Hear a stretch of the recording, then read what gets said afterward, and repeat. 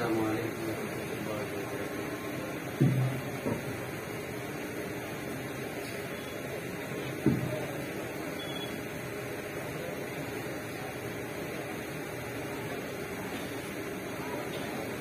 الحمد للہ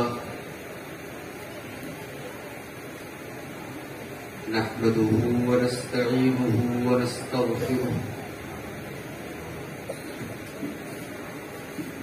ونعوذ بالله من شرور أنفسنا ومن سيئات أعمالنا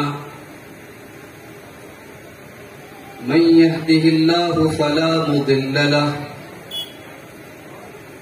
ومن يضلل فلا هادي له وأشهد أن لا إله إلا الله وحده لا شريك له وأشهد أن محمدا عبده ورسوله يا أيها الذين آمنوا اتقوا الله حق تقاته ولا تموتن إلا وأنتم مسلمون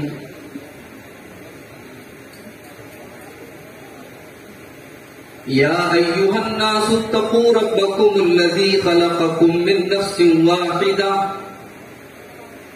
وخلق منها زوجها وبث منهما رجالا كثيرا ونساء واتقوا الله الذي تساءلون به والأرحام إن الله كان عليكم رقيبا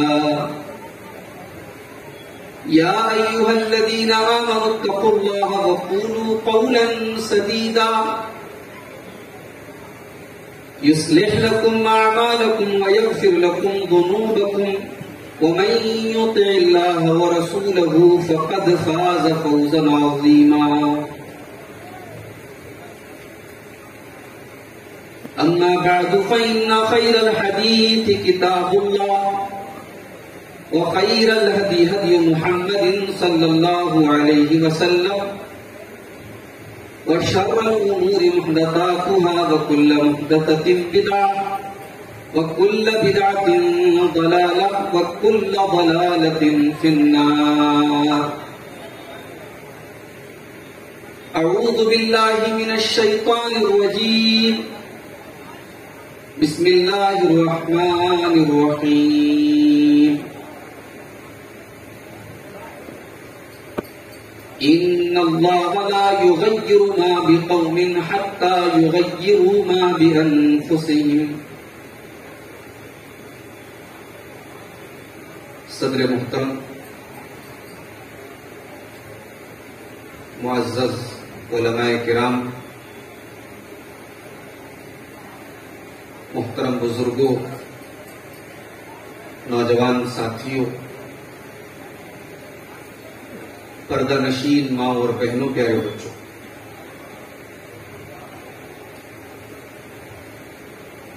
حسین آباد نام کا یہ قصبہ بڑا تاریخی علاقہ ہے، بڑی علمی شخصیات یہاں سے جڑی ہیں۔ اس عظیم علاقے میں آج آپ کے سامنے روبرو ہونے کا موقع مل رہا ہے۔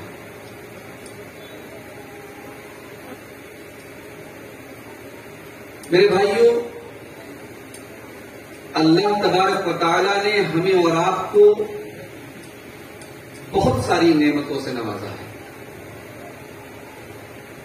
ان گنت نعمتیں ہیں، اللہ کی نعمتوں کو ہم گن نہیں سکتے۔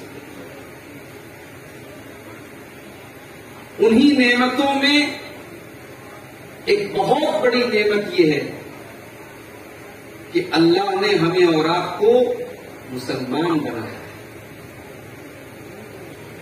اپنے آخری نبی کا امتی بنایا۔ ہمارا تعلق اس امت سے ہے جو تمام امتوں میں سب سے بہتر امت ہے۔ ہمیں اللہ تبارک و تعالیٰ نے وہ شریعت دی ہے جو تمام شریعتوں میں سب سے بہتر، سب سے آسان اور فطرت کے سب سے زیادہ مطابق ہے۔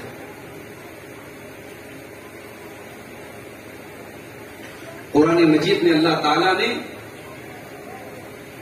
ہمارے اس مقام کو کئی جگہوں پر بیان کیا۔ قرآن کا دوسرا پارہ کھولیے، وَكَذَلِكَ جَعَلْنَاكُمْ أُمَّةً وَسَطًا لِتَكُونُوا شُهَدَاءَ عَلَى النَّاسِ۔ اے مسلمانوں، ہم نے تمہیں دنیا کی سب سے بہترین امت بنایا ہے، تمہیں امت وسط بنایا ہے، تمہیں ہم نے ایسا دین دیا ہے، ایسی شریعت دی ہے جو ساری شریعتوں میں سب سے زیادہ اعتدال والی ہے، درمیانی والی ہے، جو بیچ کا راستہ بتاتی ہے۔ لِتَكُونُوا شُهَدَاءَ عَلَى النَّاسِ، کل قیامت کے دن تم سارے نبیوں کی امتوں کے اوپر گواہ بنو گے، تم کل قیامت کے دن گواہی دو گے۔ حضرت نوح علیہ السلام کے بارے میں، حضرت ابراہیم علیہ السلام کے بارے میں، حضرت موسیٰ کے بارے میں، حضرت عیسیٰ کے بارے میں، سارے نبیوں کے بارے میں تم گواہی دو گے۔ ان نبیوں نے اپنی اپنی قوم کو اللہ کا پیغام پہنچا دیا، اللہ کی شریعت، اللہ کا دین نے پہنچا دیا، یہ گواہی تم دو گے مسلمانوں۔ یہ سنت کا مقام ہے۔ اسی بات کو اللہ تعالیٰ نے سورہ آل عمران میں کچھ اس طریقے سے بیان کیا، کنتم خیر امۃ اخرجت للناس تأمرون بالمعروف وتنہون عن المنکر وتؤمنون باللہ۔ اے مسلمانوں، تم دنیا کی سب سے بہترین امت ہو، سب سے اچھی امت ہو، تمہیں لوگوں کے بھلے کے لیے پیدا کیا گیا ہے، تمہیں انسانیت کو کچھ دینے کے لیے نکالا گیا ہے۔ تأمرون بالمعروف، تم نیکیوں کا حکم دیتے ہو، وتنہون عن المنکر، تم برائیوں سے روکتے ہو، وتؤمنون باللہ، اور تم اللہ کے اوپر ایمان رکھتے ہو۔ پوری دنیا میں ہم اور آپ اکلوتی ایسی قوم ہے جو لا الہ الا اللہ پڑھتی ہے، ہم ایک اللہ کو مانتے ہیں۔ اس امت کو اللہ تعالیٰ نے بہت ساری خصوصیات سے نوازا ہے۔ نماز کا ٹائم ہو گیا، آپ ریلوے اسٹیشن پر ہیں، ایئرپورٹ پر ہیں، جنگل میں ہیں، پہاڑ پہ ہیں، نماز کا وقت ہو چکا ہے، آپ کو نماز پڑھنے کے لیے ضروری نہیں ہے کہ اس جگہ پہ مسجد ہو تبھی آپ کی نماز ہوگی۔ اللہ نے اس امت کو یہ مقام بھی دیا ہے کہ پوری روئے زمین اس امت کے لیے مسجد بنا دی گئی ہے، جہاں بھی زمین کے اندر پاک جگہ ہو، پاک حصہ ہو، آپ اللہ اکبر کہہ کر کے نماز پڑھ سکتے ہیں۔ وضو کرنا نماز کے لیے ضروری ہے، لیکن اگر آپ ایسے علاقے میں پہنچ گئے جہاں پانی نہیں ہے، شریعت نے آپ کو رخصت دی ہے، پانی نہیں مل رہا ہے، آپ تیمم کر کے نماز پڑھ لیں۔ بہت ساری شریعت میں ہمارے چھوٹ ہے، رخصت ہے، جو کسی اور شریعت میں، کسی اور دین میں نہیں۔ اس امت کو اللہ تعالیٰ نے ایک اور خصوصیت سے نوازا۔ پہلے کی امتوں میں عمریں زیادہ ہوتی تھی، آدم علیہ السلام کی عمر 1000 برس بتائی جاتی ہے، حضرت نوح علیہ السلام کی عمر قرآن کہتا ہے 950 سال۔ اس امت کی عمر اللہ کے رسول نے فرمایا 60 اور 70 کے بیچ رہے گی، ایوریج عمر رہے گی 60 اور 70 کے بیچ۔ لیکن 60 اور 70 سال کی عمر پانے کے باوجود اللہ نے ہمیں ایسی راتیں دی ہیں کہ ایک رات میں ہم عبادت کر کے 87 سال کی عبادت کا ثواب۔ اِنَّا أَنزَلْنَاهُ فِي لَيْلَةِ الْقَدْرِ وَمَا أَدْرَاكَ مَا لَيْلَةُ الْقَدْرِ لَيْلَةُ الْقَدْرِ خَيْرٌ مِّنْ أَلْفِ شَهْرٍ، ایک رات ہم نے تم کو ایسی دی ہے جو 1000 مہینے سے افضل ہے۔ خانے کعبہ میں پہنچ گیا، حرم کے اندر پہنچ گیا، آپ نے نماز پڑھی، اللہ کے پیارے نبی فرماتے ہیں کہ حرم مکی کے اندر، مسجد حرام کے اندر، خانہ کعبہ کے پاس ایک نماز کا ثواب 1,00,000 نمازوں کے برابر ہے۔ اس امت کو اللہ نے کس خصوصیت سے بھی نوازا؟ ہم نیکی چھوٹی سی کریں گے، ثواب بڑا ملے گا۔ اس امت کو اللہ نے یہ خصوصیت بھی نوازی ہے، یہ امت روئے زمین پر ختم نہیں ہو سکتی ہے۔ جتنے بھی دشمن پیدا ہو جائیں، جتنا بھی اس امت کا قتل عام کر دیں، بلڈوزر چلا دیں، بارود سے اڑا دیں، پورے بستیوں کو، شہروں کو تباہ کر دیں، مگر اللہ کا وعدہ ہے یہ امت قیامت کی صبح تک یہ امت اس روئے زمین پر، اس دھرتی پر باقی رہے گی۔ یہ امت کبھی جڑ سے مٹائی نہیں جا سکتی، ختم نہیں کی جا سکتی۔ یہ خصوصیات ہیں ہماری، یہ اسپیشلٹیز ہیں ہماری، یہ وشیشتائیں ہیں ہماری، مگر اتنی خصوصیات کے باوجود پوری دنیا میں اگر ہم نظر اٹھا کے دیکھیں، سب سے زیادہ ذلیل اور سب سے زیادہ کھار اور سب سے زیادہ دھتکارے جا رہے ہیں اگر تو ہم اور آپ۔ ویڈیوز آتے ہیں، ایک بھیڑ مل کر کے ایک مسلمان کو قتل کر دیتی ہے، سوشل میڈیا کے اوپر وہ ویڈیو بھی آ جاتا ہے، ایک مسلمان بے گناہ مار دیا جاتا ہے، کوئی پوچھنے والا نہیں ہے کیوں مارا گیا۔ ایک مسلمان کا خون اتنا سستا ہو چکا ہے، نہ جان محفوظ ہے، نہ مال محفوظ ہے، نہ عزت و آبرو محفوظ ہے۔ اتنے برے حالات تو شاید پوری تاریخ میں نہیں دیکھیں گے۔ کیوں میرے بھائیوں، امت کے اوپر یہ حالات کیوں آئے؟ یہ ذلت کیوں ہے؟ یہ پستی کیوں ہے؟ ہم کیوں ہر جگہ دھتکارے جا رہے ہیں؟ ہم تو خیر امت ہے، ہم تو اللہ کے رسول کی سب سے پیاری امت ہے، آخری نبی کی امتی ہیں، ہمارے ساتھ ایسا کیوں ہو رہا ہے؟ اس پر ہمیں اور آپ کو تھوڑا سا منتھن کرنے کی ضرورت، تھوڑا غور کرنے کی ضرورت ہے۔ اور آج میری تقریر کا عنوان بھی ہے کہ یہ جو ہمارے اوپر حالات ہیں، برے حالات ہیں، کیوں ہیں؟ قرآن جب ہم اٹھاتے ہیں، قرآن ہمیں جواب دیتا ہے، ان اللہ لا یغیر ما بقوم حتی یغیروا ما بانفسہم۔ اللہ تعالی کسی بھی قوم کے حالات کو نہیں بدلتا ہے، کسی قوم کو پریشانی سے دوچار نہیں کرتا ہے، کسی قوم کو آسمان سے اٹھا کر کے زمین پہ نہیں اتارتا ہے، جب تک وہ قوم اپنی حرکتوں کو نہ بدل لے، اپنے اعمال کو نہ بدل لے۔ جب کوئی قوم اپنی حرکتیں بدل لے، اپنے اعمال بدل لے، اللہ کی نافرمانی کرنے لگے، اللہ کو ناراض کرنے لگے، تب اللہ تعالیٰ اس قوم کو آسمان سے زمین پر کر دیتا ہے، اس قوم کو تب اللہ تعالیٰ سے اللہ کا عذاب آ رہا ہے۔ ہم مارے جا رہے ہیں، کاٹے جا رہے ہیں، کوئی ہمارا پرسان حال نہیں ہے، کوئی ہمارے حق میں آواز اٹھانے والا نہیں ہے، لوگ ڈرتے ہیں مسلمان کا سپورٹ کرنے سے۔ کیوں ہے ایسا؟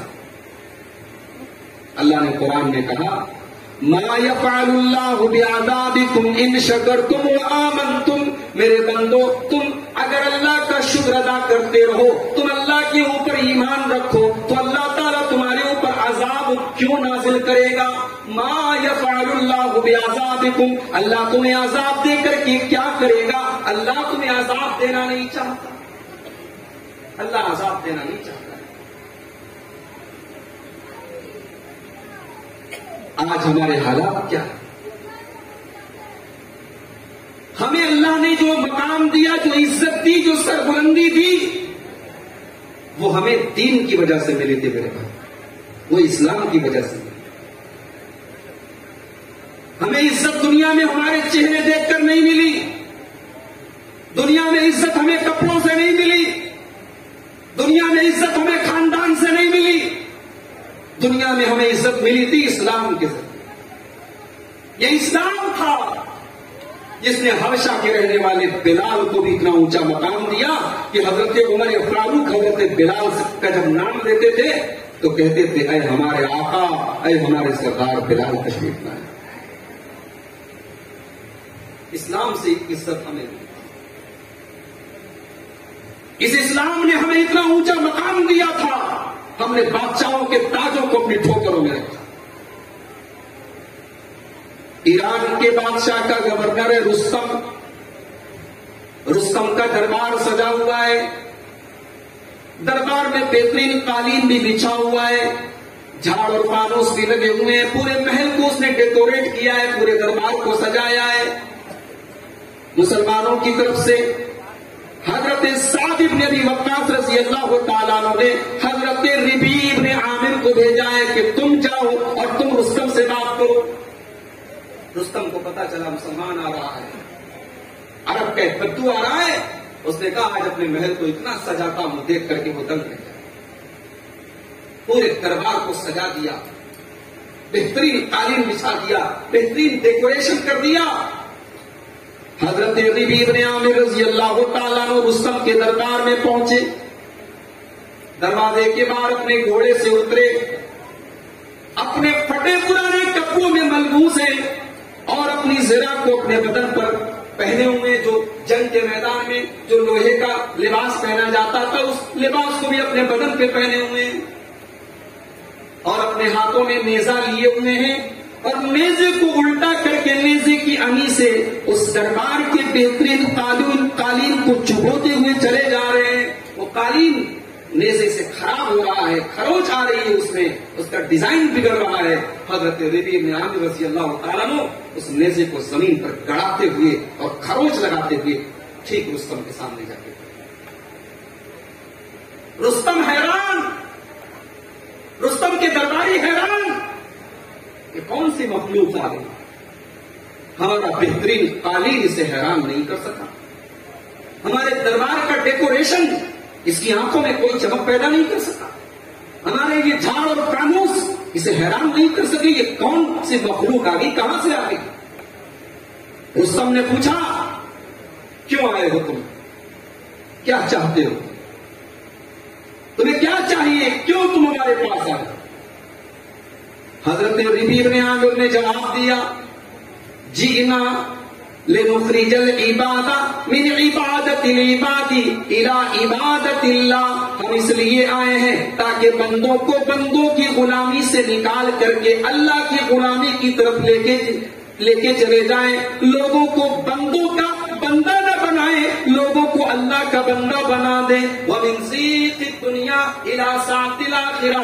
لوگ دنیا کے چکر میں پڑے ہیں, ہم آخرت کی کشادگی کی طرف لے کے چلے جائیں. ومن جور الادیان الى عدل الاسلام. لوگ دنیا کے ظلم و ستم میں, دنیا کے جھوٹے مذاہب کے ظلم و ستم کے شکار ہیں, ہم اسلام کی شیتل چھایا میں لے کے چلے آئے ہیں. ہم اس لیے آئے ہیں, عزت ہمیں ملی تھی میرے بھائی اسلام سے. آج ہم اور آپ اپنے گریبانوں کا جائزہ لیں, اور میں بڑی ذمہ داری کے ساتھ یہ بات کہتا ہوں حسین آباد کی سرزمین پر کہ آج ہم اللہ کے دین سے دور ہو چکے ہیں. جب ہم اللہ کے دین سے دور ہیں تو جو ہماری عزت کی بنیاد تھی اس بنیاد سے ہم دور ہیں, اور اسی لیے ذلت اور رسوائی آج ہمارا مقدر ہو چکا.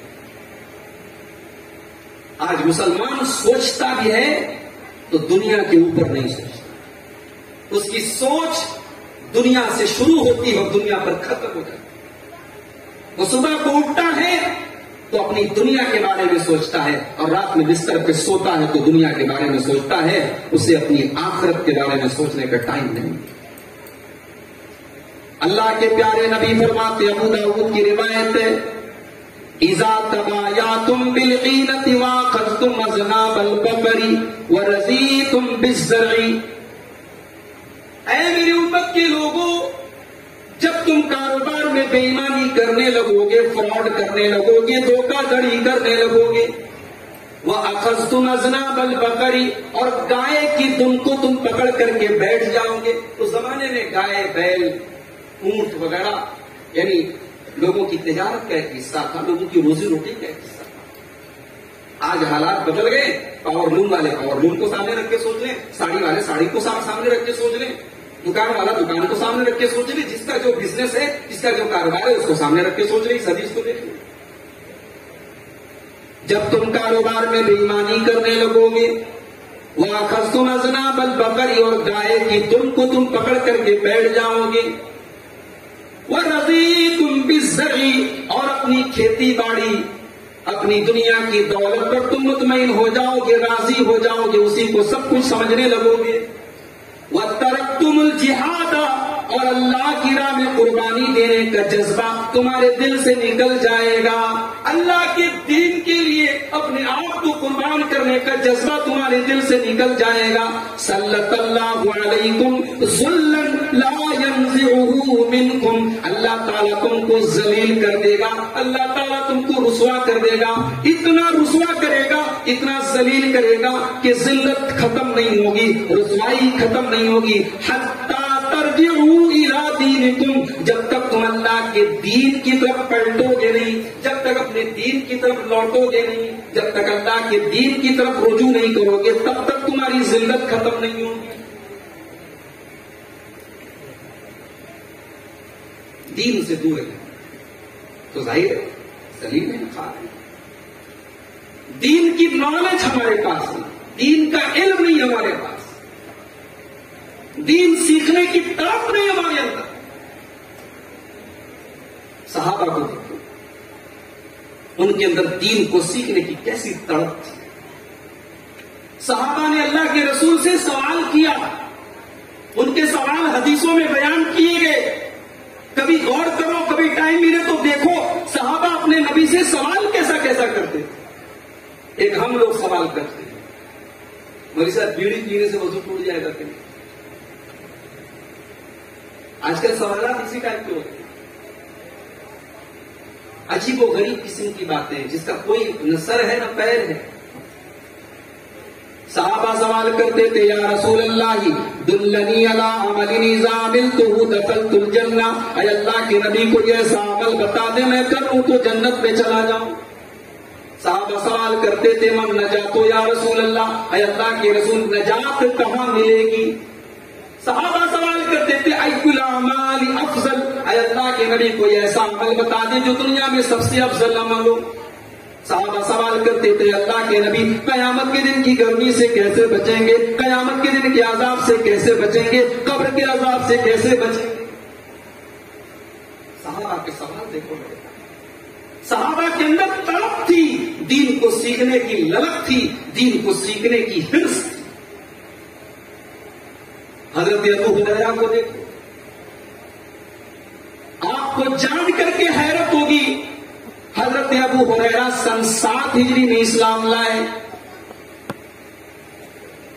اللہ کے رسول کا انتقال ہوا ربیع الاول سن 11 ہجری میں۔ حضرت ابو ہریرہ نے تقریباً 4 سال کا ٹائم اللہ کے پیارے نبی کے ساتھ گزارا۔ 4 سال کا ٹائم گزارنے کے بعد حضرت ابو ہریرہ نے امت کو جو حدیثیں پڑھ پڑھ کے سنائی ہیں وہ 5374 حدیثیں ہیں۔ حضرت ابو ہریرہ کے اوپر لوگوں نے اعتراض کیا، ابو ہریرہ جو رسول کے ساتھ 10 سال رہے انہوں نے تو اتنی حدیثیں نہیں بیان کی، جو رسول کے ساتھ 20 سال رہے انہوں نے اتنی حدیثیں نہیں بیان کی، تم 4 سال رہے تم 5374 حدیثیں بیان کر رہے ہو۔ ابو ہریرہ جواب دیتے ہیں، ان اخوانی من المہاجرین یشغلهم العمل بالاسواق، اے لوگوں میرے جو مہاجر بھائی تھے وہ بازاروں میں تجارت کرتے رہتے تھے، بزنس کرتے رہتے تھے، وَإِنَّ إِخْوَانَنَا مِنَ الْأَنصَارِ يُشْغِلُهُمُ الْعَمَلُ فِي أَعْمَالِهِمْ، اور ہمارے انصاری بھائی اپنی کھیتی باڑی میں، اپنے مال میں، اپنی تجارت میں، اپنے کاروبار میں لگے رہتے تھے۔ وَإِنَّ أَبَا هُرَيْرَةَ يَلْزَمُ رَسُولَ اللَّهِ صلی اللہ علیہ وسلم بِشِبْعِ بَطْنِهِ، لیکن یہ ابو ہریرہ اس کا نہ کوئی کام تھا، نہ کوئی دھندا تھا، نہ کوئی بزنس تھا، نہ کوئی دکان تھی، نہ کوئی نوکری تھی۔ ابو ہریرہ ایک ٹائم کی روٹی کھا لیتا تھا اور 24 گھنٹے نبی کے دروازے پر پڑا رہتا تھا۔ ابو ہریرہ کو اگر پیٹ بھر کے کھانے کو مل جائے، اپنے پیٹ بھر کے کھانے کے ذریعے وہ اپنے نبی کے گھر پہ رہتا، اس کو بن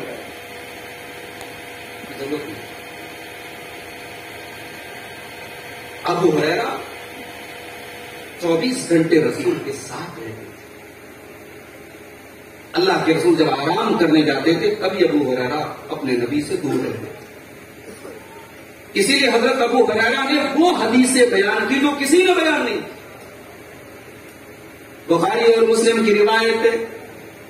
حسین آباد والوں ذرا غور کرنا، ذرا دیکھنا کہ صحابہ دین سیکھنے کی کیسی تڑپ رکھتے تھے. آج تو حسین آباد کا کوئی آدمی سعودی عرب چلا جائے نوکری کرنے کے لیے، کوئی عرب کا شہر مل جائے، تجھے کہاں سے آئے ہو، کہے گا میں مبارک پور سے. عرب کا شہر خوش ہو جائے گا، گلے لگا لے گا. ارے تو محدث کی سرزمین سے آیا ہے، تو صاحب الرحیق المختوم کی سرزمین سے آیا ہے، تو صاحب تحفہ کی سرزمین سے آیا ہے، تو سیرت البخاری کے مصنف کی سرزمین سے آیا ہے. لوگ آپ کو گلے لگا لیں گے، آپ کی پیشانی کو چوم لیں گے. مگر آج اسی حسین آباد کی سرزمین پر اگر میں آپ سے یہاں بیٹھے لوگوں سے پوچھوں کتنے لوگ ہیں جن کو جنازے کی نماز کا طریقہ آتا ہے، ذرا ہاتھ اٹھا کے بتائیں کتنے لوگ ہیں جن کو جنازے کی نماز کی دعائیں آتی ہیں. تو شاید میں ہاتھ اٹھاؤں گا نہیں، آپ مطمئن رہیں، شاید 100 میں 90 لوگ آپ کو ایسے مل جائیں گے جن کو بھی جنازے کی نماز کا طریقہ بھی نہیں آتا، دعائیں بھی نہیں. دین سے دور ہیں، دین کے علم سے دور ہیں. میرے بھائی، صحابہ کو دین سیکھنے کی کیسی تڑپ تھی ذرا دیکھیں.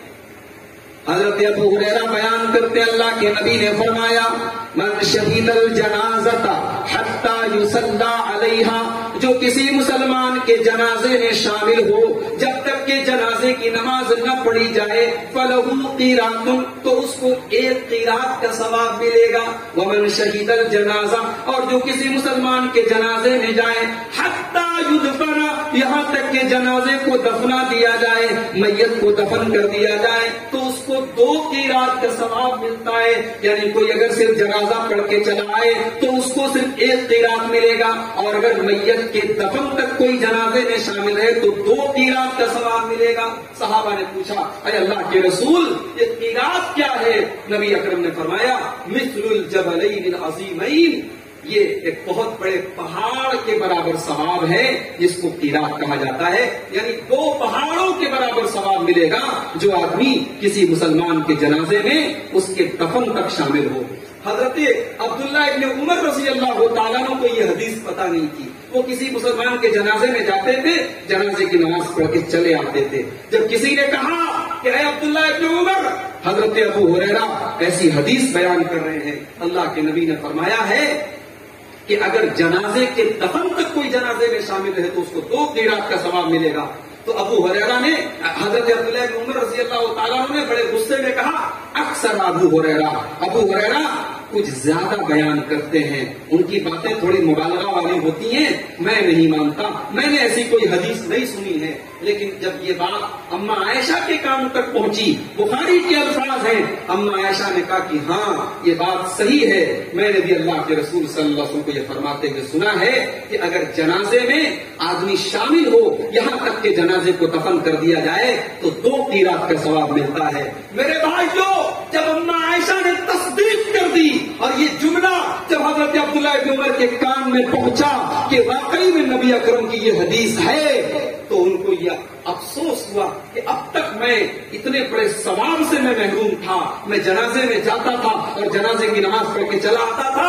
عبداللہ ابن عمر نے جو الفاظ استعمال کیے ہیں میرے بھائیوں، ذرا اپنے گریبانوں پر ہاتھ رکھ کے سوچو، اپنے سینے پر ہاتھ رکھ کے سوچو، ہم کہاں ہیں اور وہ کہاں تھے. حضرت عبداللہ ابن عمر نے کہا قد زینا قراریت کثیرا، ہائے افسوس یہ حدیث مجھے پہلے کیوں نہ پتا چلی. اس حدیث کے معلوم نہ ہونے کی وجہ سے کتنا ثواب میں نے گنوا دیا، کتنے قیرات میں نے گنوا دیے، کتنا ثواب مجھے میں ملنے سے محروم ہو گیا. یہ صحابہ، مسجد میں آپ داخل ہو جائیں، 4 لوگ نماز پڑھنے کے لیے کھڑے ہو جائیں، چاروں کا نماز کا طریقہ آپ کو الگ ہے. کوئی سینے پر ہاتھ باندھے ہے، کوئی پیٹ پر ہاتھ باندھے ہے، کوئی ایک دم اوپر باندھے ہوئے گردن کے پاس، کوئی رفع دین کر رہا ہے تو کان کی لو کو ہاتھ لگا رہا ہے، کوئی رفع دین کر رہا ہے تو ایسا لگ رہا ہے کہ بس بالکل اس کو سردی لگ رہی ہے، وہ آگ تاپنے آیا ہے. 4 لوگوں کے 4 طریقے ہیں نماز. کبھی آپ کو یہ توفیق نہیں ہوئی کہ آپ نماز کا طریقہ مسجد میں بیٹھ کر کے کسی عالم سے کہیں کہ مولوی صاحب ہم کو تھوڑا سا نماز کا طریقہ سکھا، بلکہ ایسا بھی ہوا ہے کہ نماز کا طریقہ منبر سے بیان کیا گیا ہے مگر ہم نے ایک کان سے سنا دوسرے کان سے اڑا دیا. کیوں؟ کیونکہ ہم دین سیکھنا نہیں چاہتے، دین کی سیکھنے کی للک نہیں ہے، دین کو سیکھنے کی طلب نہیں. یہاں صحابہ کا یہ حال تھا. حضرت مالک ابن حویرث ایک صحابی ہیں، وہ کہتے ہیں کہ کچھ نوجوان لوگ اللہ کے رسول کے پاس آئے. ہم لوگ اللہ کے رسول کے پاس آئے، وَنَحْنُ شَبَبَةٌ مُتَقَارِبُونَ، ہم لوگ نوجوان تھے، 19-20 سال کی ہماری عمر تھی. آج 19-20 سال کا نوجوان ہمارے سماج میں دین نہیں سیکھتا ہے. ہاں، وہ رات میں 2 بجے تک موبائل پر باتیں ضرور کرتا ہے، وہ شراب کی اڈوں پہ ضرور نظر آتا ہے، وہ بدکاری کی اڈوں پہ ضرور نظر آتا ہے، دین سیکھنے کی جگہوں پر نظر نہیں آتا. ابھی میں اسٹیج پر آیا تو ایک مولوی صاحب ہم کو دکھانے لگے، کسی نے واٹس ایپ پر میسج کیا تھا، یہ جلسے جلوس رات میں چلتے ہیں، بہت سارے لوگوں کی فجر کی نماز چھوٹ جاتی ہے، بہت سارے لوگ اکٹھا ہوتے ہیں، غیبت کرتے ہیں، چغلی کرتے ہیں، جلسے جلوس بند کرتے ہیں. میرے بھائی ہر چیز کا نگیٹو پہلو کیوں سوچتے ہیں؟ رات بھر کے جلسے یقیناً نہیں چلنے چاہیے، 11-11:30 بجے تک پروگرام ختم ہونے چاہیے، میں بھی اس کا قائل ہوں. لیکن اس کو بنیاد بنا کے آپ یہ کہیں کہ پروگرام نہ ہو، دینی جلسے نہ ہو، دینی مجلسیں نہ ہو، یہ تو بالکل غلط بات ہے. لاک ڈاؤن کے دوران دینی دروس نہ ہونے کی وجہ سے، دینی مجلسیں نہ ہونے کی وجہ سے، مسجدیں بند ہونے کی وجہ سے کتنی بستیاں اور کتنے علاقے ایسے ہیں جہاں کے لوگ دین سے بالکل دور ہو گئے، دین بیزار ہو گئے، جو نمازی تھے وہ بے نمازی ہو گئے. میرے بھائیوں، یہ دین کی مجلسیں، یہ ہو سکتا ہے کچھ ان کے اندر منفی اثرات بھی پائے جاتے ہوں، یہ ہو سکتا ہے 100 لوگ 200 لوگ بیٹھے کسی کی غیبت بھی ہو گئی ہو، اللہ اس کو معاف کرے. لیکن آپ یہ کیوں بھول جاتے ہیں کہ اگر چند نوجوانوں نے محنت کر کے ہمت کر کے یہ پروگرام منعقد کیا ہے، اگر اس پورے مجمع میں کسی ایک آدمی نے بھی اپنی اصلاح کر لی تو یہ محنت کامیاب ہے، یہ لوگوں کا جاگنا کامیاب ہے، یہ نوجوانوں کا پورے ہفتے تیاری کرنا کامیاب ہے. ہمیں ہر چیز کو نگیٹو طریقے سے نہیں لینا چاہیے.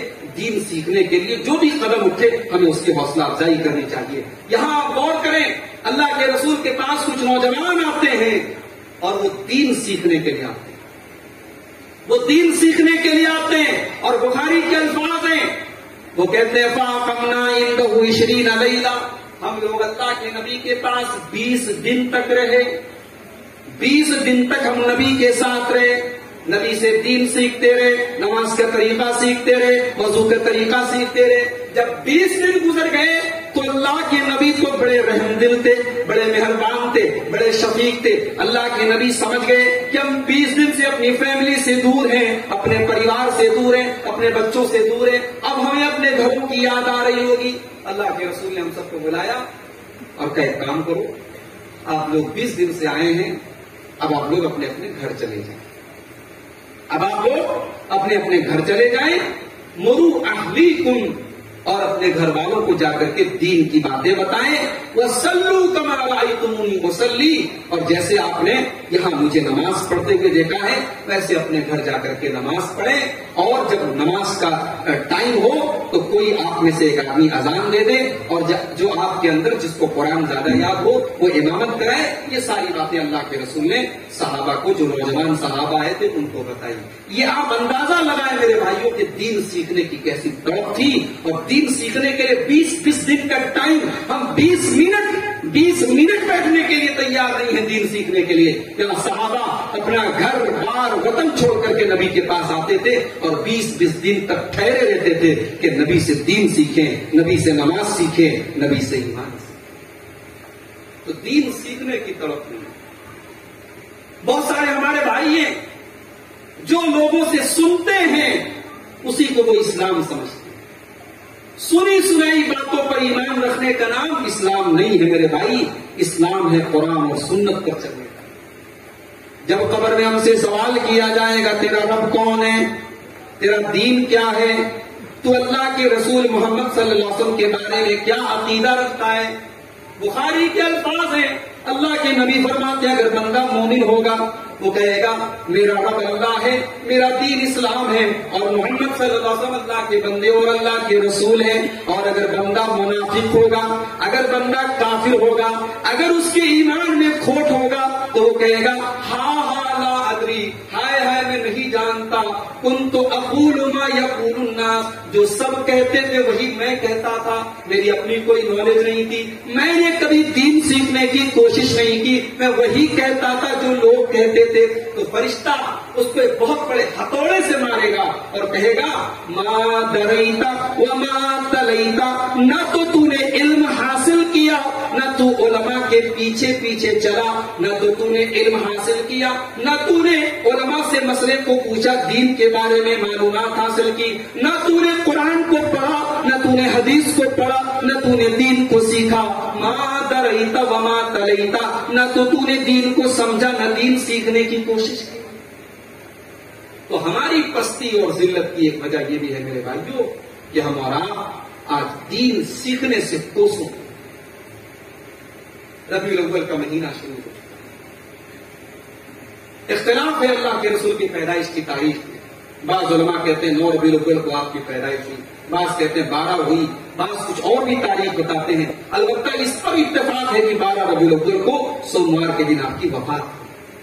یہ مہینہ آتا ہے، ہمارے بہت سارے بھائی رسول اکرم کی ولادت کا جشن مناتے ہیں. ٹھیک ہے، ان کے علماء نے ان کو وہی بتایا کہ یہ دین ہے، یہ رسول کی محبت کا تقاضا ہے.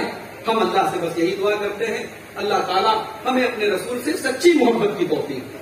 وہ محبت جس محبت پر صحابہ تھے، جس محبت پر تابعین تھے، اس محبت کے مطابق اللہ تعالیٰ ہم کو چلنے کی توفیق عطا فرمائے. اور ایک مسلمان ہونے کی حیثیت سے میرے بھائی ہم سب کے دل میں یہ طلب ہوتی ہے کہ ہمیں قیامت کے دن اپنے رسول کی شفاعت نصیب ہو جائے.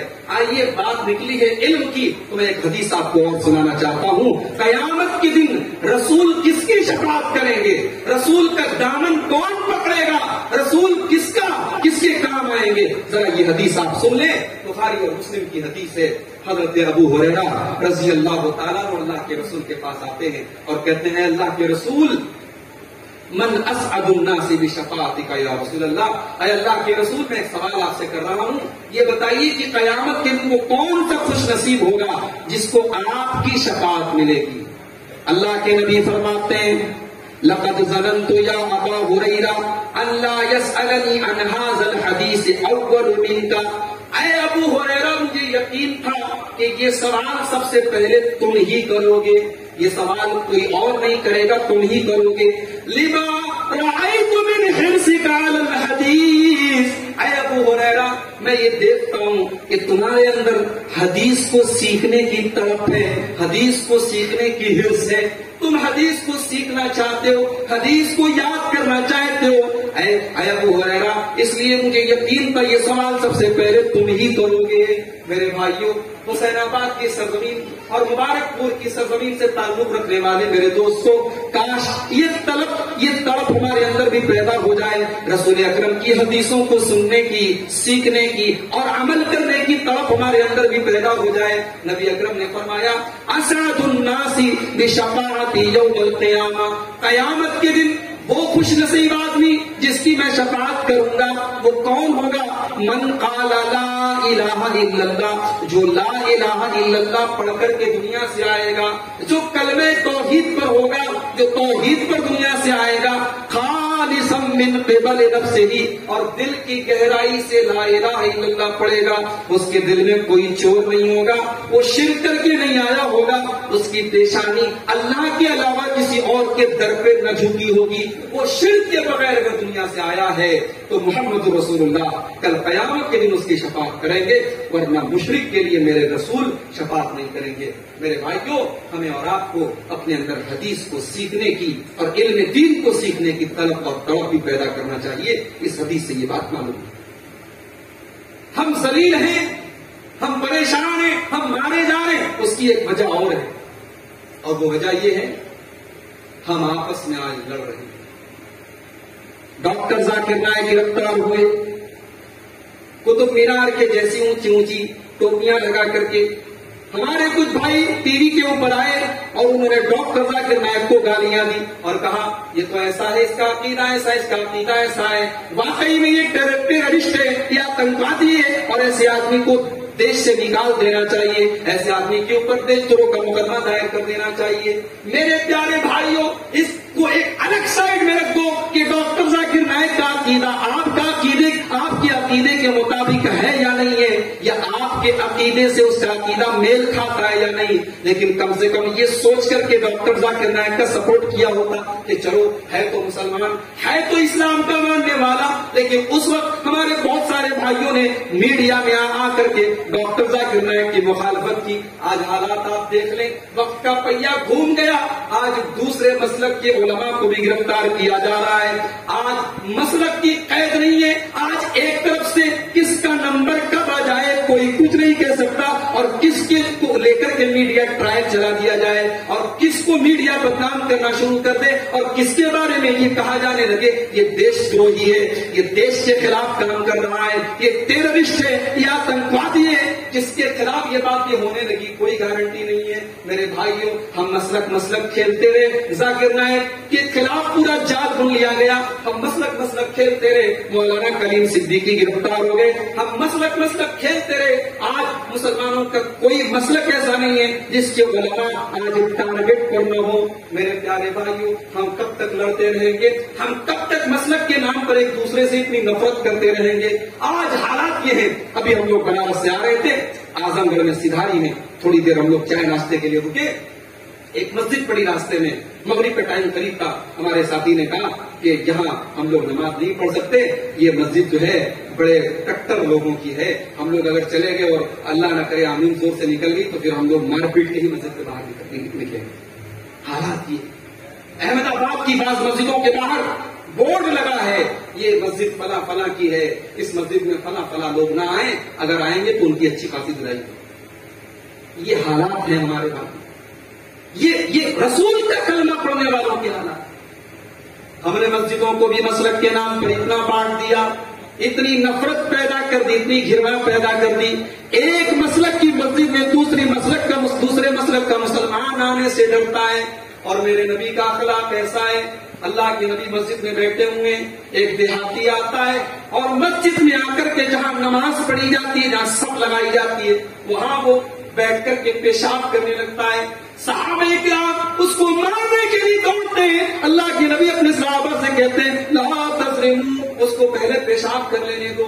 جب وہ پیشاب کر لیتا ہے، اللہ کے نبی اپنے صحابہ سے کہتے ہوئے کام کرو، اس کو میرے پاس بھیج دو اور تمہیں ایک ڈول میں ایک بالٹی میں پانی لا کے اس پیشاب کو صاف کر دو۔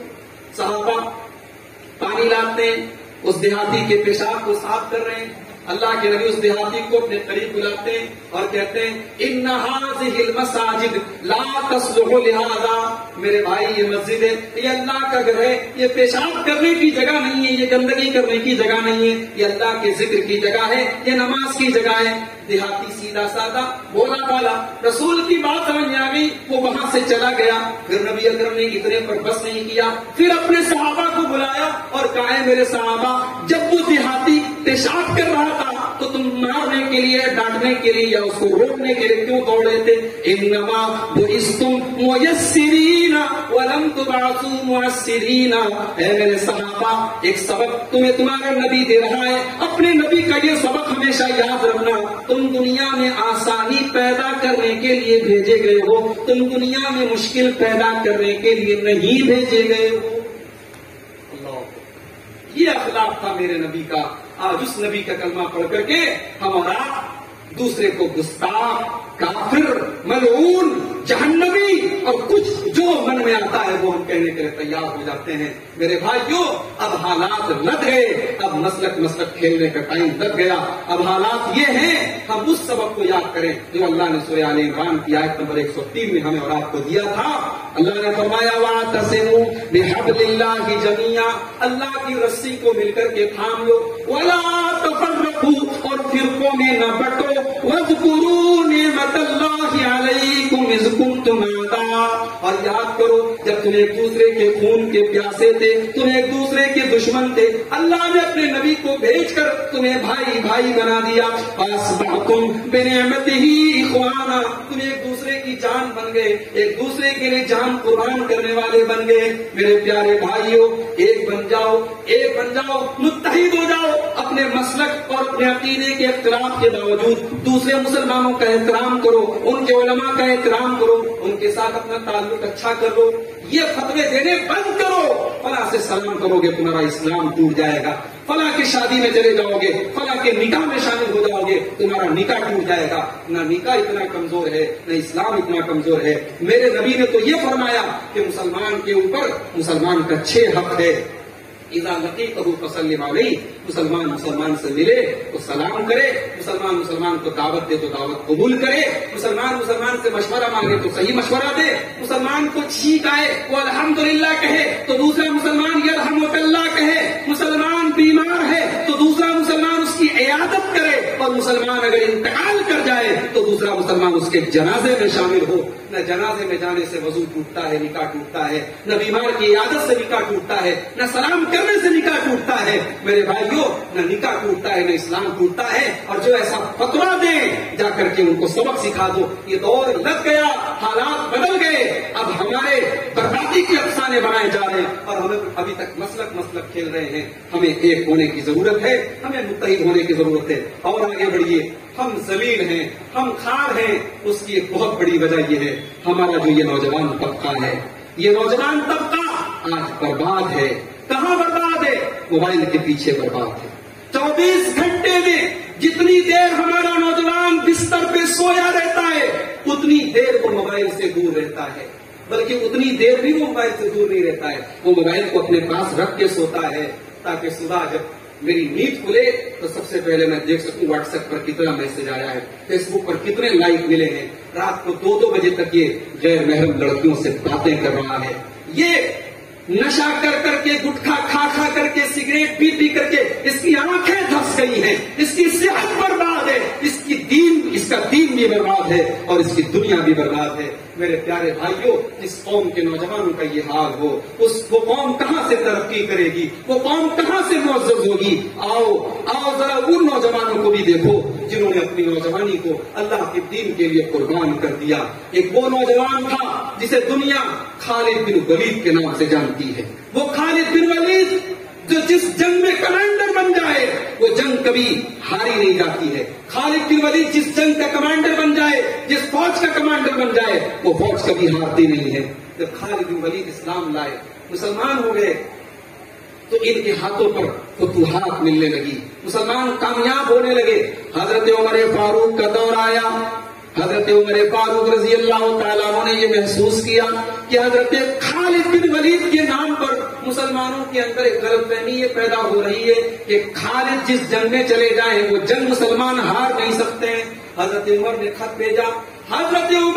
بھیجا اور آرڈر دیا کہ خالد بن ولید کو کمانڈر ان چیف کے عہدے سے ہٹا دیا جائے اور ان کا مقام حضرت ابو عبیدہ کو دے دیا جائے. جب یہ لیٹر پہنچا، حضرت خالد بن ولید نے ایک لفظ بھی اپنے منہ سے نہیں نکالا، فوراً حکم کو تسلیم کیا. جنگ کا کمانڈر حضرت ابو عبیدہ کو بنا دیا گیا. پھر جنگ لڑی گئی، مسلمان کامیاب ہو گئے.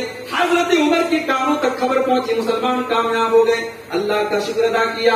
میرے پیارے بھائیوں، یہ خالد بن ولید تھے، یہ اللہ کے لیے لڑ رہے تھے، یہ اللہ کی تلوار تھے، یہ اپنی عزت اور اپنی شہرت اور اپنے نام کے لیے نہیں لڑ رہے تھے. یہی وجہ ہے کہ جب کمانڈر کے عہدے سے ان کو ہٹایا گیا تو ایک لفظ بھی شکایت کا انہوں نے نہیں نکالا اور اپنے نئے کمانڈر کی کمانڈری کو انہوں نے تسلیم کیا. یہ نوجوان تھے جن کی جوانیاں اللہ کے دین کے لیے وقت تھی. ایک وہ نوجوان تھا جسے دنیا مصعب ابن عمیر کے نام سے جانتی ہے. یہ مکے کا وہ نوجوان تھا، امیر باپ کی اکلوتی اولاد تھا، جو اتنا خوبصورت کپڑا پہنتا تھا، پورے مکہ میں ایسا کپڑا کوئی نہیں پہنتا تھا. اس کا جوتا یمن سے آتا تھا، اس کے کپڑے حضرموت سے آتے تھے. یہ اس دور کا سب سے فیشنیبل نوجوان تھا. لیکن یہی مصعب ابن عمیر جب یہ اسلام قبول کرتے ہیں، باپ گھر سے نکال دیتا ہے، ماں دروازے بند کر لیتی ہے.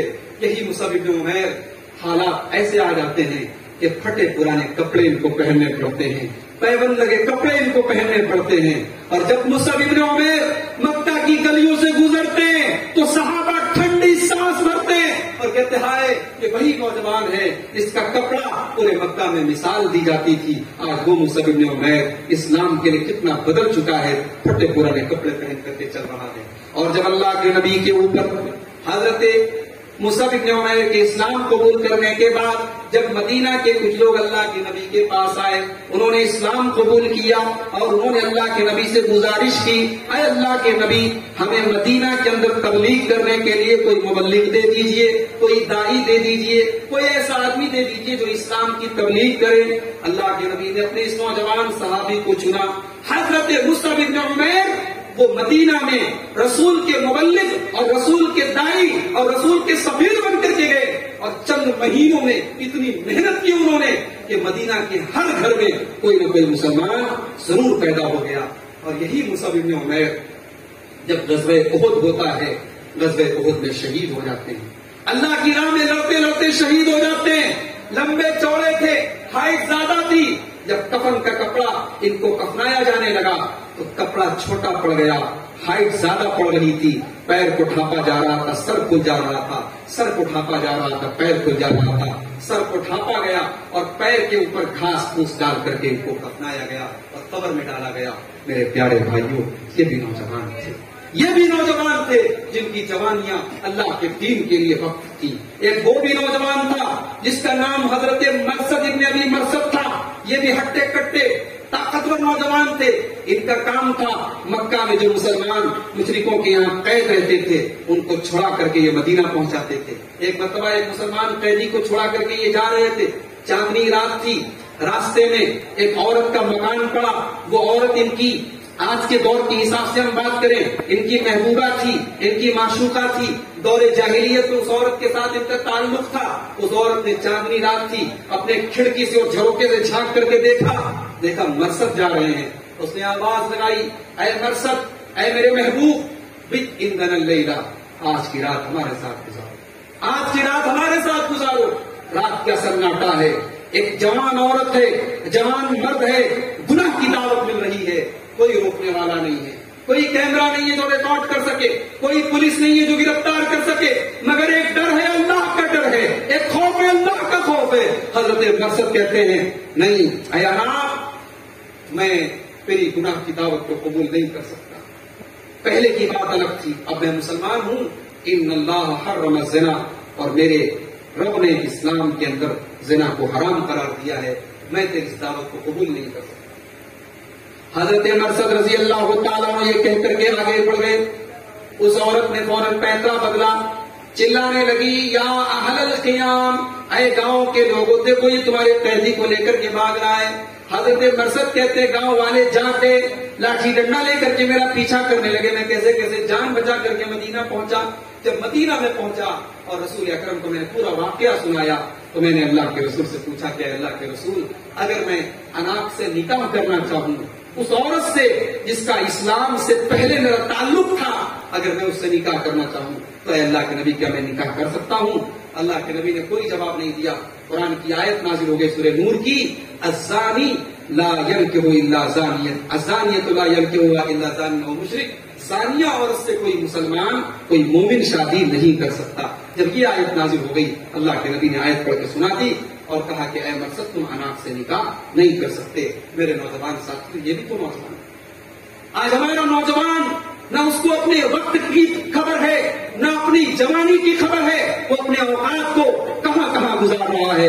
मेरे नौजवान साथियों, ये जवानी की इबादत, ये जवानी का अमल, अल्लाह के यहाँ इसकी बड़ी अहमियत है। जवानी की इबादत अल्लाह ताला की बड़ी अहमियत रखती है और अल्लाह की कसम, जवानी वो नेमत है जिसका हिसाब हमें और आपको देना है। 20 साल से लेकर के 40 साल का जो दौर है, इस दौर के बारे में हमें हिसाब देना होगा।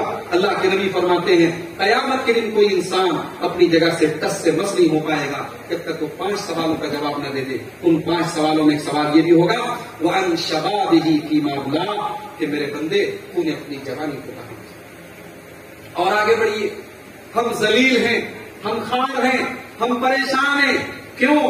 क्योंकि आज हमारी औरतें दीन से दूर हैं, हमारी औरतें बेहया हो रही हैं, ہماری عورتیں بے غیرت ہو رہی ہیں، ہماری عورتیں بے لباس ہو رہی ہیں. ہم بڑے خوش نہ ہوں. ہمارے گھر سے لڑکی نکل رہی ہے نقاب میں، شبلی کالج میں پڑھائی کر رہی ہے. ہمارے گھر سے لڑکی نکل رہی ہے نقاب میں، وہ انٹر کر رہی ہے، وہ BA کر رہی ہے. تعلیم کے نام پر کیا چل رہا ہے؟ ذرا آپ جائیں بنارس میں دیکھیں، مئو میں دیکھیں.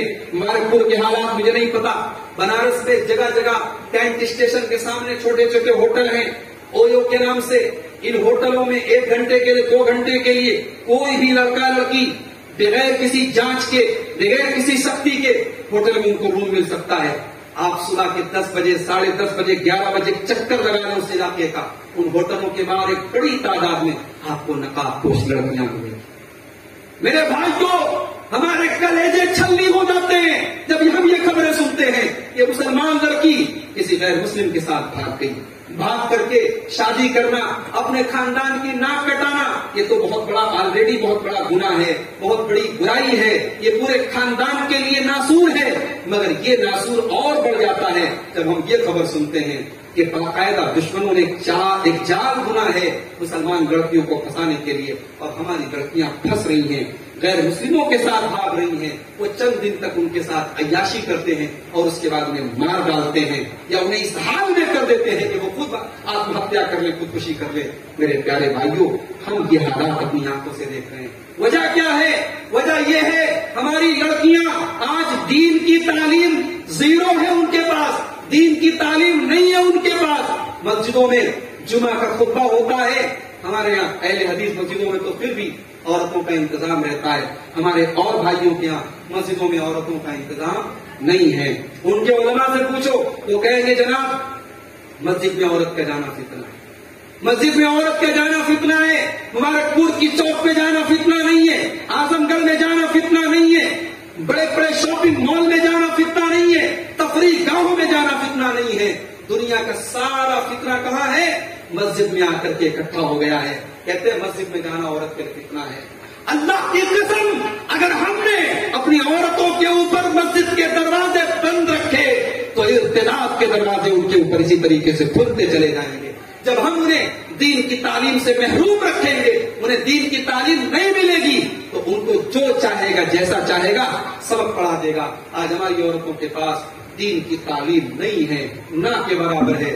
آؤ ذرا نبی کے زمانے کی عورتوں کو دیکھو. انصار کی عورتیں، مدینہ کے انصار کی عورتیں نبی کے پاس آتی تھی اور ایسے ایسے سوالات پوچھتی تھی جن کو پوچھنے میں بڑے بڑے مرد بھی شرمانے لگتے تھے. لیکن وہ عورتیں دین سیکھنے کا مسئلہ آتا تھا تو شرماتی نہیں تھی. چاہے وہ حیض کا مسئلہ ہو، نفاس کا مسئلہ ہو، میاں بیوی کے تعلق کا مسئلہ ہو، دین کا اگر کوئی مسئلہ ہے وہ عورتیں شرماتی نہیں تھی، آ کر کے پوچھتی تھی. اور اما عائشہ فرماتی ہیں نعم النساء نساء الانصار لم يمنعهن الحیاء ان يتفقهن في الدین.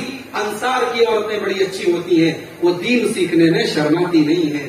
میری پیاری ماں و بہنوں، آج دین کی معلومات نہ کے برابر ہے. آج ہماری لڑکیوں کو، ہمارے گھر کی بہو بیٹیوں کو یہ تو پتا ہے ٹی وی پر کون سا سیریل آ رہا ہے، پاکستان میں کون سا سیریل چل رہا ہے ٹی وی کے اوپر، موبائل کے اوپر، کون سا کپڑا اس وقت فیشن میں ہے. انہیں کپڑوں کے بارے میں پتا ہے، انہیں فیشن کے بارے میں پتا ہے، انہیں انسٹاگرام چلانا آتا ہے، انہیں واٹس ایپ چلانا آتا ہے، انہیں رات میں 2-2 بجے تک چیٹنگ کرنا آتا ہے. آپ یقین نہیں کریں گے میرے بھائی، 7 درجہ 7 میں پڑھنے والی 10 سال کی، 12 سال کی بچیاں جو ابھی مکمل طریقے سے جوان بھی نہیں ہیں، ابھی بلوغت کی سرحدوں کو پہنچی ہیں، 12 سال کی بچیاں آج ان کے بوائے فرینڈ ہیں، آج ان کی لڑکوں سے دوستی ہے اور باپ کو، ماں کو آنکھوں میں دھول جھونک کر وہ جاتی ہیں اور ریسٹورینٹ میں اپنے ان لڑکوں سے ملتی ہیں، ان سے ملاقاتیں کرتی ہیں. یہ کیسز آ رہے ہیں، یہ حالات آ رہے ہیں. حالات پانی سر کے اوپر جا چکا ہے میرے پیارے بھائیوں. سماج اور معاشرہ بے حیائی کی اس سیما کو پار کر چکا ہے جس کی آپ امید کر رہے ہیں. اور اگر ہم نے ان حالات کو کنٹرول نہیں کیا، ہم نے اپنے بچوں اور بچیوں کی صحیح تربیت نہیں کی، ہم نے اپنی بیٹیوں کو صحیح اور غلط میں فرق نہیں بتایا، ہم نے اپنے بچوں کو صحابہ اور صحابیات کی سیرت نہیں پڑھائی، تو مجھے کہنے دیجئے کہ آج سے 10 سال کے بعد حالات ایسے ہو جائیں گے کہ شرم، حیا، غیرت اور اس طریقے کی چیزیں آپ کو چراغ لے کے ڈھونڈنی پڑیں گی. آج ہماری عورتیں، آج آپ دیکھیں ان کا لباس کیسا ہے. ان کا چال چلن کیسا ہے، شادی بیاہ میں کیسے کپڑے مسلمانوں کے گھروں میں پہنے جا رہے ہیں. ظاہر ہے شادی ہو رہی ہے، گھر میں پورے خاندان کے لڑکے اکٹھا ہیں، خالہ کا لڑکا بھی ہے، ماموں کا لڑکا بھی ہے، چاچا کا لڑکا بھی ہے. اور ظاہر ہے خالہ کے لڑکے سے تو پردہ ہے نہیں، ماموں کے لڑکے سے تو پردہ ہے نہیں. بھائی یہ تو خالہ کا لڑکا ہے نا، یہ تو ماموں کا لڑکا ہے نا، یہ تو گھر کے لڑکے ہیں. گھر کے لڑکوں کے سامنے جوان لڑکیاں خوبصورت اور بہترین کپڑے پہن کے شادی گاہ میں چل رہی ہیں. اور ہم ماشاءاللہ تہجد بھی پڑھتے ہیں، پڑھے پکے قرآن حدیث پہ چلنے والے بھی ہیں، لیکن ہم نے اجازت دے رکھی ہے کہ ارے چلو شادی بیاہ میں چلتا ہے، شادی بیاہ میں چلتا ہے. مسلمان گھروں کی لڑکیاں آج فیس بک پر اپنے فوٹو ڈال رہی ہیں، اسٹیٹس پر اپنے ویڈیو ڈال رہی ہیں، اور بعض میں ماشاءاللہ بڑی متقی ہوتی ہیں تو وہ چہرہ نہیں ڈالتی ہیں. وہ کیا کرتی ہیں، چہرے پر اسٹار بنا دیتی ہیں. کپڑا نظر آ رہا ہے، زیورات نظر آ رہے ہیں، کنگن نظر آ رہا ہے، مہندی کا ڈیزائن نظر آ رہا ہے، چہرہ نظر نہیں آ رہا ہے. اللہ بھی خوش ہو گیا، شیطان بھی خوش ہو گیا. یعنی اپنی خواہش بھی ہم نے پوری کر لی اور ہم نے اپنا چہرہ بھی نہیں دکھایا. میری پیاری ماں اور بہنوں، ہم جس نبی کا کلمہ پڑھتے ہیں اس نبی نے خوشبو لگا کر کے بھی عورت کو گھر کے باہر نکلنے سے منع کیا ہے. جس قرآن پر ہم ایمان رکھتے ہیں وہ قرآن یہ کہتا ہے وَلَا يَضْرِبْنَ بِأَرْجُلِهِنَّ لِيُعْلَمَ مَا يُخْفِينَ مِنْ زِينَتِهِنَّ کہ عورت جب گھر میں چلے تو اتنی زور زور سے نہ چلے کہ اس کے پائل کی جھنکار گھر کے باہر جائے. جو اسلام عورت کے پائل کی جھنکار کو بھی پردہ کا قرار دیتا ہے، وہ اسلام کیا اس بات کی اجازت دے گا کہ عورت انسٹاگرام پر آئی ڈی بنائے اور لڑکوں سے دوستی کرے؟ کیا وہ اسلام اس بات کی اجازت دے گا کہ عورت فیس بک پر اپنی آئی ڈی بنائے اور لڑکوں سے دوستی کرے؟ بعض لوگ کہتے ہیں مولوی صاحب ہم لوگ فیس بک پر دوستی ضرور کرتے ہیں لڑکیوں سے، مگر ہم دین کی باتیں کرتے ہیں، ہم اسلام کی باتیں کرتے ہیں. یہ جھوٹ ہے، یہ دھوکہ ہے، یہ فریب ہے، یہ شیطان نے آپ کے دماغ میں دھوکہ ڈالا ہے. ارے جب میرے نبی نے فرمایا کہ جب ایک مرد اور ایک عورت اکیلے میں ہو تو تیسرا شیطان ہوتا ہے. آپ فیس بک پر کسی لڑکی سے چیٹنگ کر رہے ہیں، اب وہ لڑکی ہے اور آپ ہیں، تیسرا کوئی نہیں ہے، تو یاد رکھو تیسرا شیطان ہے.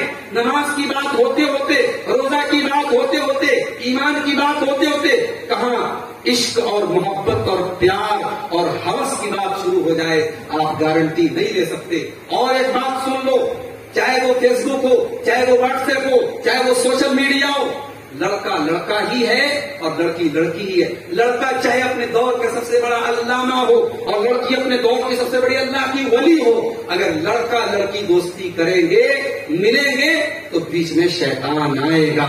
یہ اللہ، یہ رسول کی اور اللہ کی بتائی ہوئی بات ہے. میرے پیارے بھائیوں، آج آپ دیکھیں حالات کیا ہیں. گھر کے اندر، گھر کے باہر کی بے پردگی سے خطرناک گھر کے اندر کی بے پردگی ہے. آپ اس پر خوش نہ ہو.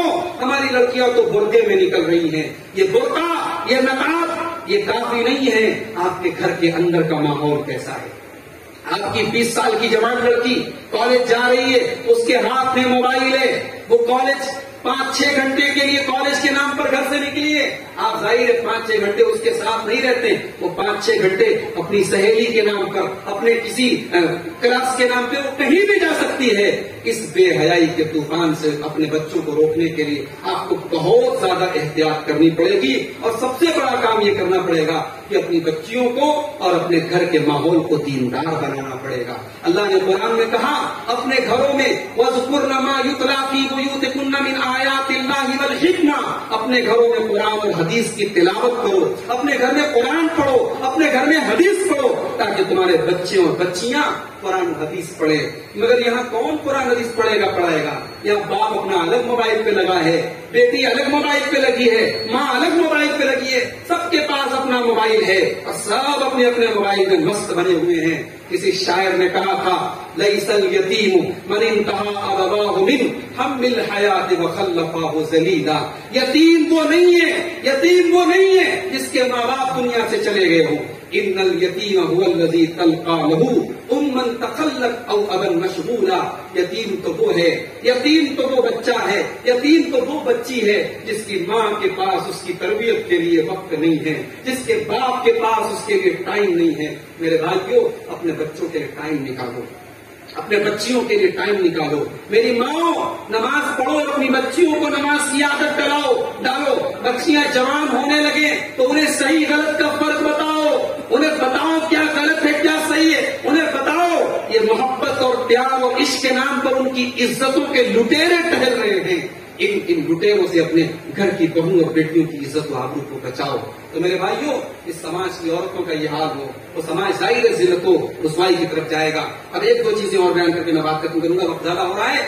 ہم اور آپ آج ذلیل اور رسوا ہیں، اس کی ایک وجہ یہ بھی ہے کہ ہم اور آپ عبادات میں اچھے ہیں تو ہم معاملات میں خراب ہیں، ہمارا لین دین گڑبڑ ہے، ہمارے اندر بے ایمانی اور مکاری اور فریب۔ میں نے ایسے بھی لوگوں کو دیکھا، لمبی داڑھی ہے، ماتھے پر سجدے کا نشان ہے، لیکن جب ان سے لین دین کیا، ان سے کاروبار کیا، پتا لگا ایک نمبر کے 420 ہیں، لین دین نہایت خراب ہے۔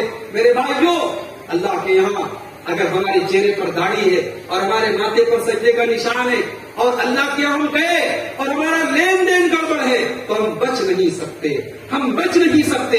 اللہ کے نبی فرماتے ہیں من غشنا فلیس منا، جو ہمیں دھوکہ دے وہ ہم میں سے نہیں ہے۔ اللہ کے نبی نے فرمایا مسلمان جب لین دین کرے اگر سچائی کے ساتھ کرے، بورے کلہما فی بیہما، ان کے کاروبار میں برکت ہوتی ہے۔ آج برکت نہیں ہے کیونکہ آج ہمارے لین دین صحیح نہیں ہے۔ قرآن کی سب سے بڑی آیت نماز کے بارے میں نہیں ہے، روزے کے بارے میں نہیں ہے، قرآن کی سب سے لمبی آیت دین ہے جو لین دین کے بارے میں ہے۔ آج مسلمان سود اور بیاج کھاتا ہے، اللہ قرآن میں کہتا ہے جو سود اور بیاج کھائے فَإِن لَمْ تَفْعَلُوا فَاعْذَنُوا بِحَرْبٍ مِّنَ اللَّهِ وَرَسُولِهِ، وہ اللہ اور اس کے رسول سے جنگ کرنے کے لیے تیار ہو جائے۔ تو میرے بھائیوں، ہمیں اپنے لین دین کو درست کرنا پڑے گا۔ کسی کے ساتھ بے ایمانی مت کرو، کسی کے ساتھ ظلم مت کرو۔ یہ تھوڑی سی زمین، یہ تھوڑی سی جائیداد، ہو سکتا ہے آپ کسی کے ساتھ بے ایمانی کر کے پا جائیں مگر آخرت تباہ ہو جائے گی، آخرت تباہ ہو جائے گی۔ پیارے نبی نے فرمایا جس نے ایک بالشت زمین کسی کی ہتھیا لی، جس کو ہمارے یہاں بنارس کی زبان میں بتا بولتے ہیں، ایک بتا، ایک پنجے کی جو مقدار ہوتی ہے، ایک بتا اگر کسی کی زمین آپ نے ہتھیا لی، اللہ کے نبی فرماتے ہیں تُطْبِقُهُ مِنْ سَبْعِ أَرْضِينَ يَوْمَ الْقِيَامَةِ، 7 زمین، یہ جیسے زمین ہے نا، اس کے جیسی اور 6 زمینیں، 7 زمینوں کا توق بنا کر کے اس کی گردن میں ڈالا جائے گا جو ایک بالشت کسی کی زمین ہتھیائے گا۔ میرے بھائی، سب ٹھاٹ پڑا رہ جائے گا جب لاج چلے گا بنجارا۔ بڑے بڑے لوگوں نے بے ایمانی کی، جھوٹ کیا، فریب کیا، فراڈ کیا، آج منو مٹی کے نیچے دفن ہے، آج قبر کے اندر ہے، کوئی بچانے والا نہیں ہے، کوئی ان کا درد سننے والا نہیں ہے۔ یہ حال ہم سب کا ہونے والا ہے، اللہ کے ہم خالی ہاتھ جائیں گے، سب دنیا میں چھوڑ کے جائیں گے۔ لہذا اپنے معاملات کو درست کریں، اپنے لین دین کو درست کریں، اور ایک آخری بات، اخلاص پیدا کریں، اپنی نمازوں میں اخلاص پیدا کریں، اپنی عبادتوں میں اخلاص پیدا کریں۔ شیطان اس راستے سے بھی ہمیں گمراہ کرتا ہے، ہم نماز تو پڑھتے ہیں مگر ریاکاری کے لیے، ہم صدقہ اور خیرات تو کرتے ہیں مگر دکھاوے کے لیے۔ اپنی عبادتوں میں اخلاص پیدا کریں۔ اللہ نے قرآن میں فرمایا میرے نیک بندے جب اللہ کی راہ میں خرچ کرتے ہیں تو کہتے ہیں انما نطعمکم لوجہ اللہ لا نريد منکم جزاء ولا شکورا انا نخاف من ربنا یوما عبوسا قمطريرا، کہ ہم اللہ کی راہ میں کھانا کھلاتے ہیں غریبوں کو، ہم اللہ کو راضی کرنے کے لیے کھلاتے ہیں، ہم کسی سے شکریہ نہیں چاہتے، ہم کسی سے بدلہ نہیں چاہتے۔ حضرت مطرف بن عبداللہ ایک بہت بڑے محدث ہیں، ہمارے سلف صالحین، ان کے اندر کتنا اخلاص تھا اندازہ لگاؤ۔ حضرت مطرف بن عبداللہ محدث ہیں، حدیث پڑھا رہے تھے، حدیث پڑھاتے پڑھاتے کوئی دردناک معاملہ آ گیا، کوئی دردناک واقعہ آ گیا، آنکھوں میں آنسو آ گئے، آنکھوں میں آنسو آ گئے۔ حضرت مطرف بن عبداللہ نے اپنی پگڑی اتاری اور اپنی آنکھوں کو ڈھانپ لیا، اور جب رونے کی وجہ سے ناک بھی بہنے لگی اور آنسو بھی بہنے لگے تو کہنے لگے ما اشد ھذا الزکام، ما اشد ھذا الزکام، ہائے یہ زکام کتنا زیادہ ہو جاتا ہے، ہائے یہ زکام کتنا زیادہ ہو جاتا ہے۔ یعنی انہوں نے اپنی رونے کی کیفیت کو زکام بتایا تاکہ سامنے والے یہ نہ سوچیں یہ بہت بڑے اللہ کے ولی ہیں، اللہ کے خوف سے رو رہے ہیں۔ اللہ کے نیک بندے اپنے آنسوؤں کو بھی پبلک کے سامنے نہیں گراتے، وہ تنہائی میں، وہ اکیلے میں اللہ کے سامنے روتے ہیں۔ میرے بھائیوں، اخلاص اپنے اندر ہم پیدا کریں۔ تو یہ وہ چند وجوہات ہیں جن کی وجہ سے آج ہم ذلیل و رسوا ہیں۔ آئیے ہم اللہ سے دعا کریں رب العالمین ہمیں دنیا میں عزت اور سربلندی عطا فرمائے، رب العالمین ہمیں ذلت و رسوائی کے جو اسباب میں نے بیان کیے ہیں ان تمام اسباب سے بچ کر کے تو قرآن و سنت پر چلنے کی ہم سب کو توفیق عطا فرما۔ رب العالمین ہمارے نوجوانوں کی حفاظت فرما، ہماری ماں بہنوں کی حفاظت فرما۔ رب العالمین ہمیں سے جو لوگ بے نمازی ہیں ان کو نمازی بنا دے، جو نمازی ہیں ان کی نمازوں میں اخلاص اور خشوع اور خضوع پیدا فرما دے۔ الہ العالمین اس وقت ملک کے حالات بڑے پریشان کن ہیں، فرقہ پرست طاقتیں لگی ہوئی ہیں۔ اے اللہ تو ہمارے ملک کو شریروں کے شر سے، ظالموں کے ظلم سے، فرقہ پرستوں کی فرقہ پرستی سے بچا لے۔ پروردگار ہمارے ملک میں امن اور چین اور سکون نازل فرما۔ پروردگار ہمارے علماء کی حفاظت فرما، دین کا کام کرنے والے تمام دعات کی حفاظت فرما، ہماری مسجدوں کی حفاظت فرما، ہمارے دینی اداروں کی حفاظت فرما۔ پروردگار ہمیں پوری آزادی کے ساتھ اس ملک میں اپنے دین پر چلنے کی اور مرتے دم تک کسی دین پر قائم رہنے کی توفیق عطا فرما۔ اے اللہ ہماری صفوں میں اتحاد پیدا فرما دے۔ اے اللہ مسلک کے نام پر ہم بٹے ہوئے ہیں اور ایک دوسرے سے نفرت اور ناپسندیدگی کا جذبہ ہم اپنے دلوں میں رکھتے ہیں۔ اے اللہ ایک دوسرے کے دلوں میں ایک دوسرے کا الفت، ایک دوسرے کی الفت، محبت اور احترام کو پیدا فرما دے۔ اے اللہ اپنے رسول سے، رسول کے صحابہ سے، رسول کے اہل بیت سے سچی محبت کی ہم سب کو توفیق عطا فرما۔ اے اللہ ہمارے دلوں میں فکر آخرت پیدا فرما۔ اے اللہ ہمارے کاروبار میں برکت نصیب فرما۔ اے اللہ جو بیمار ہیں ان کو شفا کاملہ عاجل عطا فرما۔ ہر وبا ہر بلا سے ہم سب کی حفاظت فرما، جب تک دنیا میں ہم زندہ رہیں، اسلام پر زندہ رہیں اور خاتمہ ہم سب کا ایمان پر ہو۔ آمین۔ وآخر دعوانا ان الحمد للہ رب العالمین۔ السلام علیکم ورحمۃ اللہ۔